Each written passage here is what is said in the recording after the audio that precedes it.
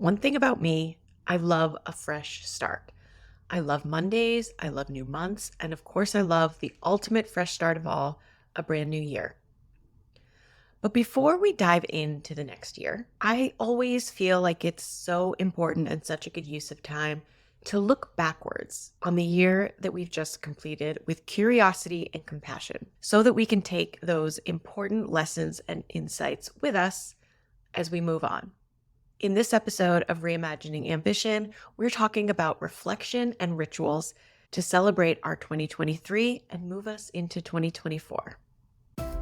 Your relationship to work and your career have changed over the last few years, and that means the same old career advice just won't do. I'm Jen Walker-Wall, career strategist, resume writer, and founder of Work Wonders Careers. If you're looking to ditch overthinking and hustle culture and pursue work and life in alignment with your values and priorities, you're in the right place. Welcome to Reimagining Ambition.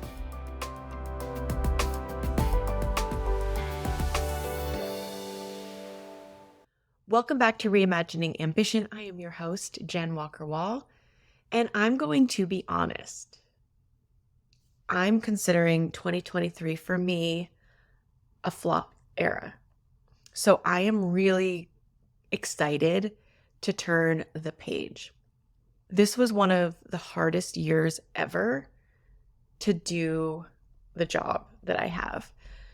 The job market was tough. People were coming into the process with just so much that's accumulated over the last few years, and it made doing anything really challenging for a lot of people. And as a result, I spent more time and energy really focused on clients and didn't do much in the way of business development for myself. So it was like the only year that I didn't launch something new or even run that many programs. It's just like a very reactive year for me. It reminds me, I don't know if any of you ever played like sports as a kid, especially like competitive, high school level sports. But I have been thinking about 2023 as a rebuilding year. And the reason this reminds me of playing soccer as a kid is because, we'd have these years in soccer. I grew up playing soccer and it was like a big deal. We were most of the time pretty good. And, for middle school and high school, soccer really dominated most of my life. And we'd have these years, where you'd win the state championships and you'd be feeling really great about yourself and you'd be like, we're the best. And then you'd have some of your best players graduate or move on. And you'd have to have what we refer to as a rebuilding year. Like you can't actually be the best all the time. You can't be at your best all the time. And so these rebuilding years were always when we had to figure out how to really develop ourselves and get way more aggressive in, not relying on those people who are no longer around and really develop your own skills, like aggressively develop yourself as a soccer player and as an athlete. And you had to do all that while not winning as many games as you're used to. So it was like a very humbling, hard part of the process. But it was always part of the process, It always ultimately led to the team getting better as the individuals got better, people working together, people growing and developing, and ultimately being really competitive again, right? So I've been thinking of 2023 as a rebuilding year, and it's really helped me in a year where I didn't take as much aligned action on behalf of my business, really kind of think about how I want to do things differently next year. It's easy in these moments, whether it's like a bad month or a rough year, it's easy to just kind of want to turn the page and to not think about what happened or what went wrong. But when I really looked back on this year, I was like, I didn't really do that much. I didn't really do that much business-wise. Like I definitely showed up and worked very closely with a lot of clients. It wasn't like a bad year for business. It was just a really different year. Around October, I really started thinking about what felt off about this year for me and what I wanted to do to move differently in 2024. So I spent a lot of time looking back, doing self-reflection, and trying to figure out how I wanted to position myself in the year ahead, how I wanted to keep doing this work and doing so sustainably. What I want to share today are some personal reflection rituals that I tend to do this time of year. One thing that's become a really fun Work Wonders tradition is we host a retreat every January. And we've been doing this, I think, since like 2020, 2021. It's been 2021, must be 2021. And it's an afternoon. It's this last Sunday in January, typically. And it's a few hours of helping people assess the previous year and start moving forward. So it's a little bit of like looking back, it's a little bit of looking forward. It's really to try and help you create some structure around the liminal space of like before and after. So there's always a period of time, right, where you're thinking about what you've accomplished and what you've not accomplished and what you want to accomplish going forward. And how we lay the foundation for that is, I think, really important. It's really important to me.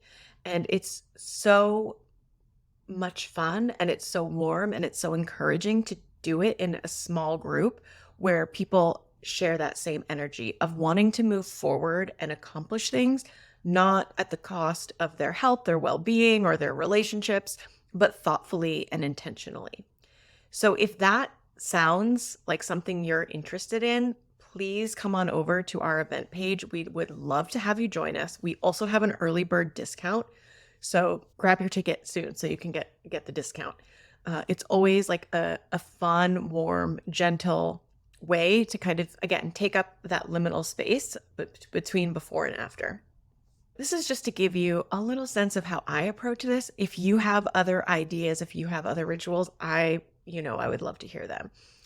But I just want to share what I do at this time of year as a way of both looking back and looking forward. And some of it is really deep and some of it is not deep at all. But I think both are important. I'm going to start with something that's not super deep, but is like very important for me. One of the first things I do, I'm talking like typically in October, is I buy a planner for the year ahead.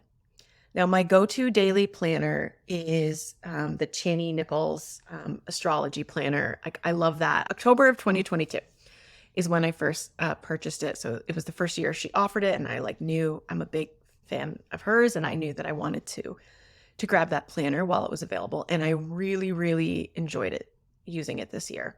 So in October, basically the first notification that it went on sale, I grabbed it. I'll include a link in the show notes if that's something that's of interest to you.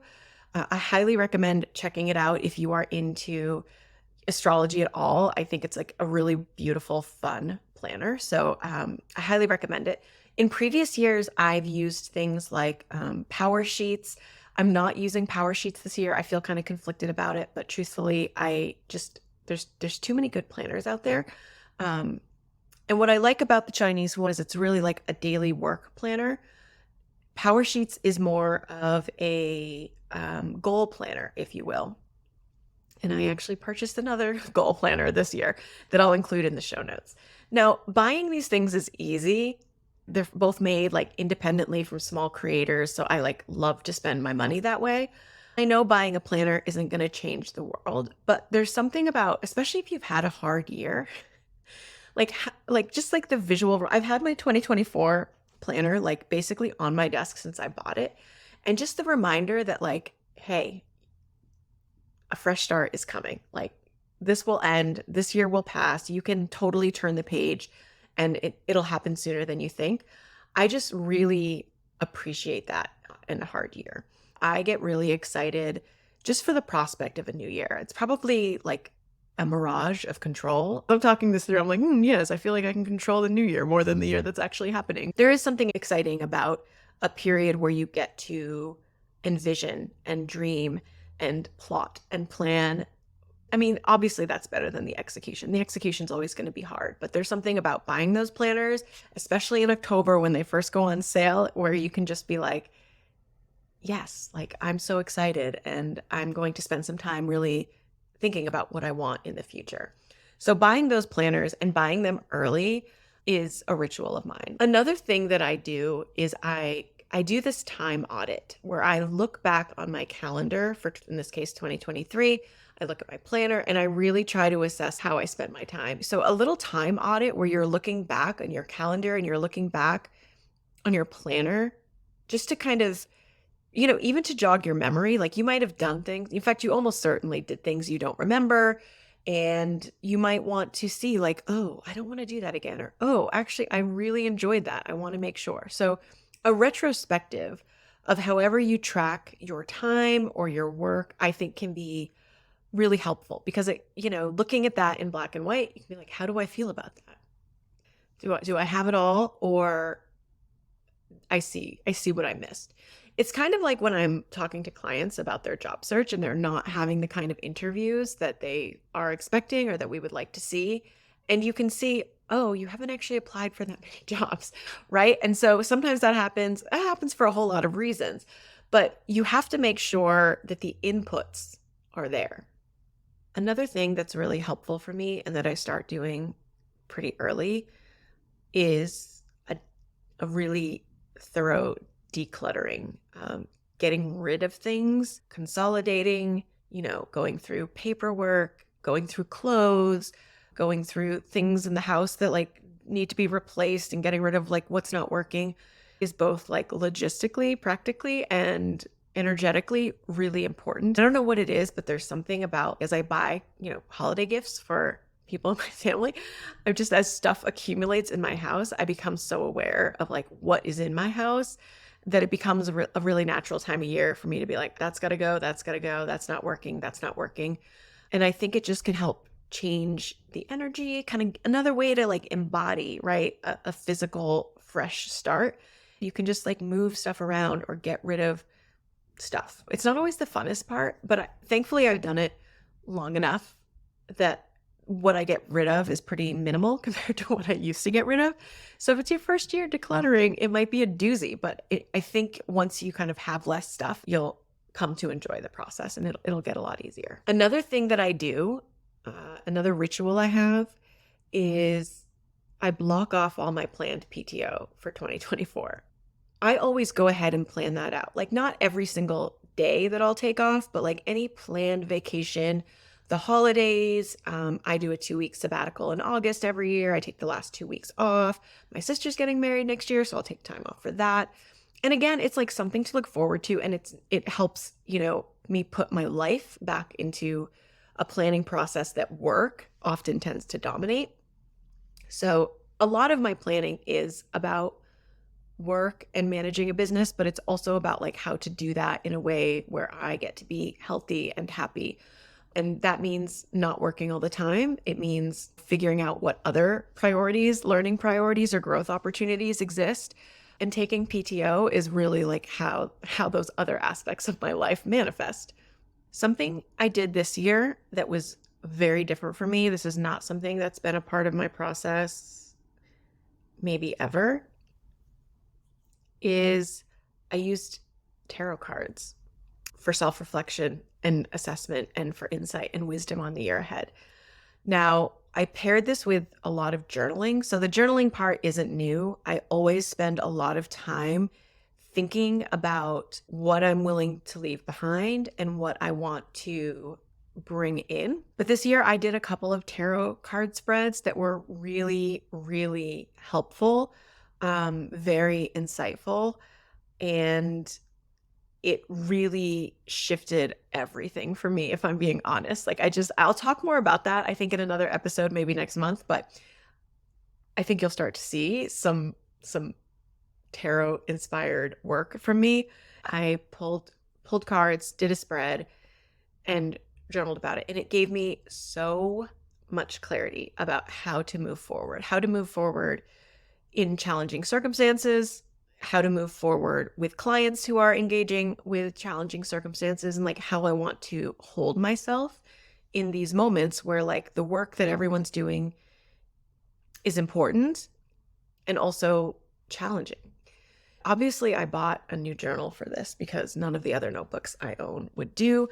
And, I just want to say, as someone who buys a lot of notebooks and planners and like kind of encourages other people to do too, I used to feel kind of guilty and silly about it, but now I realize that like a blank notebook is a powerful thing.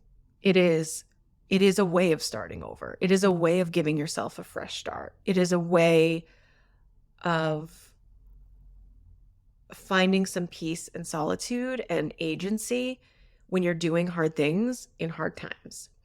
So now I'm just a shameless notebook buyer. Although I'll say I buy fewer and fewer and I buy like higher quality notebooks. I'll include a link to one of my favorite stationery stores that's women owned here in Massachusetts. But you probably have your own. If you're listening to this, chances are good you have your own favorite stationery store. And so I really, just like I find buying a new planner, like that blank notebook is important to me. And it used to be something I thought was silly and kind of goofy and there was something wrong with me. But really, if I'm having a hard time, I'll just go buy a blank notebook. Like I need some kind of evidence that I can start fresh, and blank notebook pages do it for me. And in the scheme of things, it really doesn't cost that much, right? There's much more costly decisions I could be making. One thing that has surprised me is how much the journaling habit has stuck. I have not been like a consistent journaler, really ever. Like I've just been like someone who needs to process internally and like externalize it somehow. So a lot of my notebooks are just filled with random thoughts from random days and there's no continuity. But this notebook that I bought in October with my new planner, I write in it several times a week. I also bought markers. This is going to sound kind of silly, but like one of the reasons I don't write in journals a lot is like my hand freaking gets tired. So I bought these like zebra click art markers so I can write much more easily. I have things like color coded in there based on sort of the topic. And it's been really nice. And I find that the more I journal, the more I have to journal about. I don't know if that's like a comment. I haven't journaled long enough to know if that's like normal. But it's been so helpful. And tarot cards have been inspiration and some direction, which has been great. I also obviously love astrology for that. And I use the Chowdy Nichols deck of plenty, which you'll probably see me post on my Instagram stories, which are just like these really lovely, wonderful mantras. I've also done like a lot of visualization and meditation work this year that's new for me. It keeps me off a screen. And I think that ultimately is what reduces my anxiety, if I'm honest. Like all of these sort of like analog activities, like a deck is paper. Journaling is paper. Like I'm not on a screen doing it.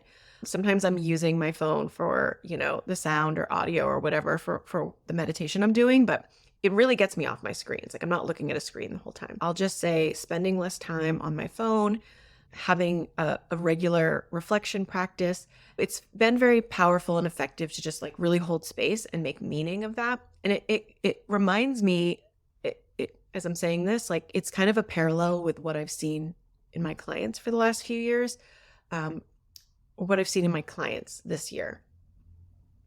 I had way more Elevate clients than I normally do.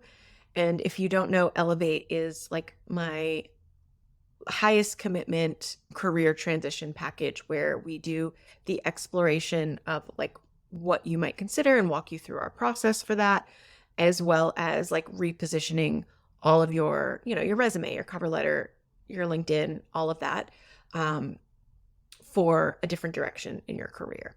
And that was one of my most like I've had more Elevate clients than I've had in quite a long time, maybe ever.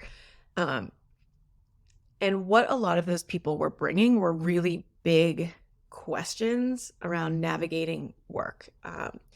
And so in some ways, I feel like also that's been me. I have also been doing that this year. I don't know if that happened organically or if it rubbed off on me, but things have really shifted for people. And in many ways, they're still shifting, right? Like there's still sort of like a cascade of things that are happening now that happened because 2020 played out in the way it did. And so we're still very connected to that. I think we're very connected to that chaotic energy. And I think we're still dealing with the chaos of 2020. There were a lot of people who kind of got through 2020, maybe landed a new job, a really well-paying job, and still found themselves like really challenged for one reason or another. It didn't align with their values. It wasn't a healthy work environment. And so I really see a lot of what's happening right now as like there's a straight line from 2020 to here, to where we are, and probably for better or worse, where we're going from here. I found that there was a lot of heaviness this year. I found that it was hard for people, not everyone, but a lot of people to move quickly and efficiently and effectively. And that's really why I just think of it as a rebuilding year. So maybe it was a rebuilding year for you too. The last thing on my list that I think is most important, really important, an essential component of the things that I've listed here is I talk to friends and peers about this, about the end of the year, about the year ahead, about my insights, about how I'm generating those insights. And that is as important as anything else. Like, I'm not sure how effective it would be to just jot these things down in my journal and know them for myself, like really talking them through with friends, with other business owners about how I will embody a change in the year ahead is really, really helpful. It's always helpful to have other people's eyes, on your stuff, like to get some support with your work. And I belong to a couple different informal groups of business owners where we meet, monthly. And we talk about problems we're having. We're talking about things that are going well. We share tips and advice and work through stuff together. And so I really, really value those opportunities to be in community with other people who know my values, who largely share my values, who are witness to my wins and my woes. Wins and woes is something we talk about in our community a lot, right? So I really feel like this is best done as a relational process. Like, I do not think most people are suited to initiate transformation in their work and in their life all by themselves. And so that is something that's a really critical part of this process. I would love to invite you to join us for our winter reflection retreat day. This is a day where we have some guided self-reflection that is supposed to help you assess your year and set yourself up for success, where you can start to articulate some goals for the year ahead that you have on your mind or that you're excited to pursue, and get some support for thinking a plan of action through. And it's also a place where we tend to discuss where we're feeling stuck, where we're feeling challenged. And while a lot of times this has to do with work and career, it really doesn't just have to do with work and career. So this is one of our programs where we're really looking at work in relation to your life.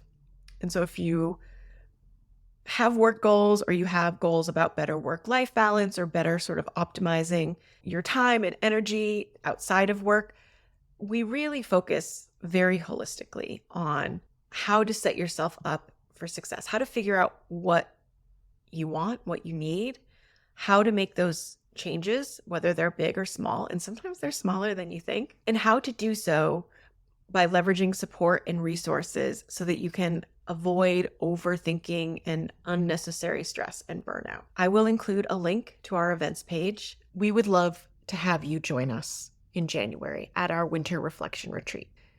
Thank you so much for joining me this year on Reimagining Ambition. We have more good episodes planned for 2024. So enjoy your holidays, enjoy your downtime, and we'll see you back here next month. Take care. Thanks for joining us this week on Reimagining Ambition. While you're here, please hit subscribe or follow, and make sure you always get our latest episodes. And if you'd like endless gratitude from yours truly, please consider leaving a review. It really helps our podcast attract new listeners. If you're looking for a hands-on career, job search, and resume support, well, that's what we do best. Come on over to workwonderscareers.com and learn how we help mission-driven professionals like you make career moves that matter.